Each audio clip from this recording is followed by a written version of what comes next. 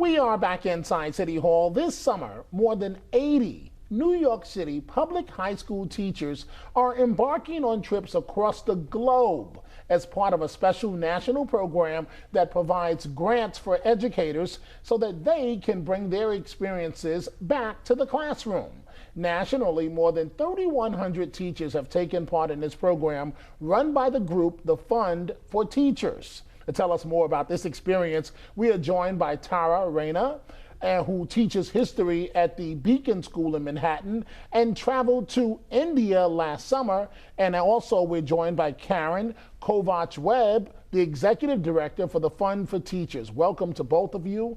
And I have to tell you, looking over this today, this is an amazing program, not necessarily to benefit the teachers, but for the children, because the teachers travel with an international experience and bring it back to the classroom to benefit the kids. First of all, tell us more about this program.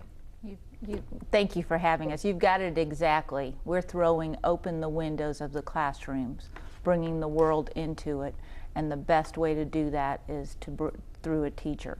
We were founded by Raymond Planck specifically for that reason. Raymond is an octogenarian. He was a World War II bomber pilot and watched lots of his buddies die and decided he needed to make a difference in the world, and the way to do that would be to affect the lives of teachers, because one teacher over the course of their career can touch as many as 3,000 children. And so how exactly does this work? We give grants for self-designed professional development experiences. Teachers apply to us. Individual teachers may apply for up to $5,000. Teams of teachers for $10,000. They tell us what they want to do, what their passion is, how they're going to apply it in their classroom, how they're going to teach differently, how it will affect their students, how they plan to share it with their peers. And then the applications are judged by an independent selection committee made up of 3 readers, one from a donor community, one from an administrative level and a school district, and one from a previous recipient. Those with the highest scores get funded. Now, you are an amazing educator. Thank you. And the reason why I say that, it's my understanding you started out as a lawyer. I did. I graduated from college, went off to law school directly, thought I was going to save the world that way. Via law? Via law, that's correct. And then decided? And then I decided within the practice of law, I was doing very well at it and I was getting paid quite nicely, but I wasn't happy doing it. And I had started to think about what were my skills, what were my strengths. I'd originally got into law to save the world, so how could I still do that? And then 9/11 happened. And with 9/11, it brought forth a greater impetus within me to really make a difference in the world. If my world had ended on 9/11, I didn't want it to end caught up in a brief for court. And so one of the things that I did was in 2003, I went back to school. I went to graduate school, and I got my master's in social studies education, and then I started teaching at the high school level. So wait a minute. You're telling me that you didn't only dream about doing something different to give back. You actually made it happen. I did. And went back to school and decided to leave law and become an educator. I did. Where do you currently teach at? I currently teach at the Beacon School. It's an alternative public high school here in New York City. It's on 61st between West End and Amsterdam. And we have a population that's drawn from all over New York City.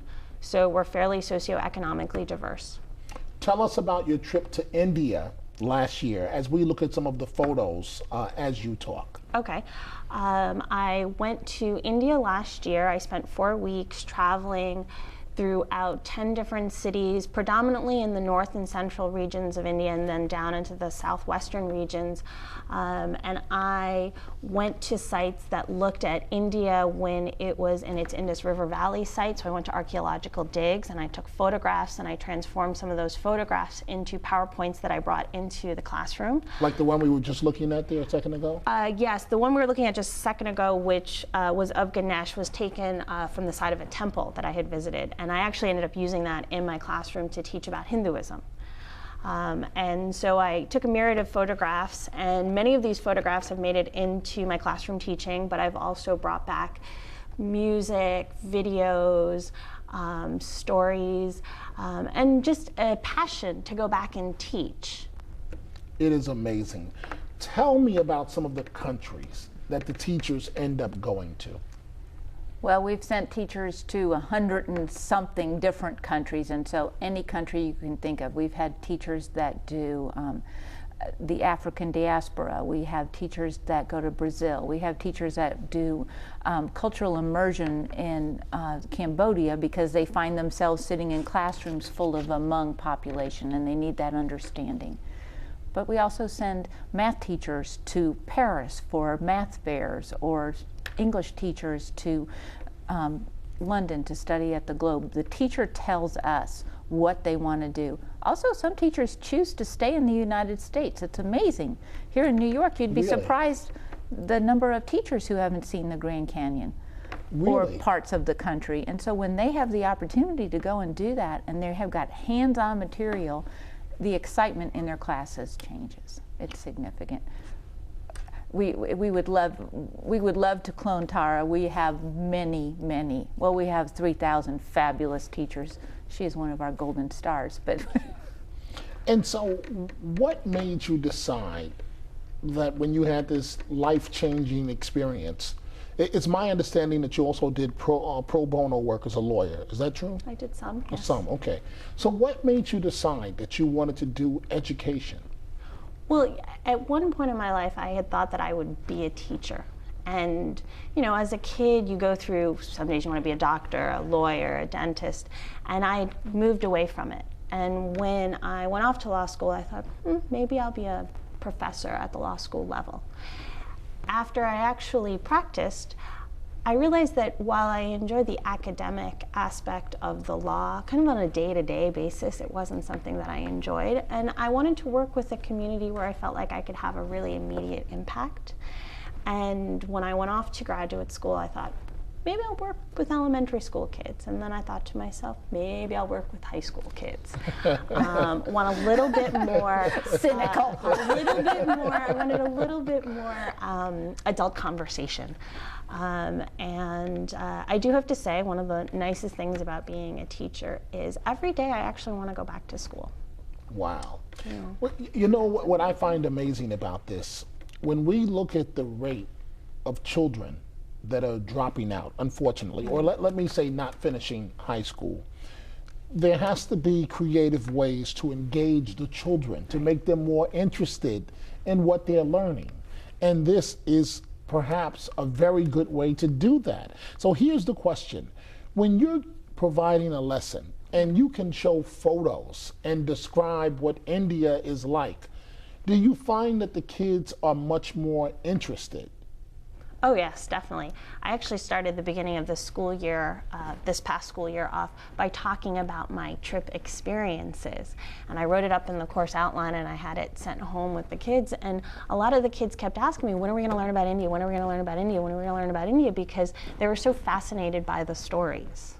What is the most rewarding part of your job? The most rewarding part is preventing teacher dropout.